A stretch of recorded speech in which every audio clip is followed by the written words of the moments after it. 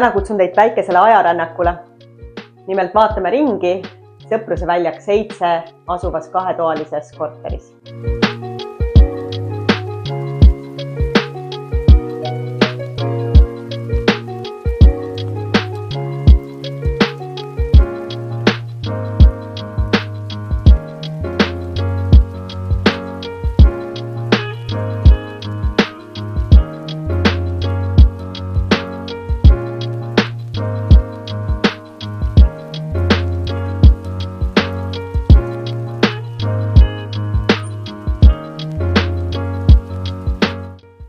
Selles Stalini-aegse arhitektuuriga majas on kõrgelaega korterid ja ühtlasi on alles originaalne vaheuks.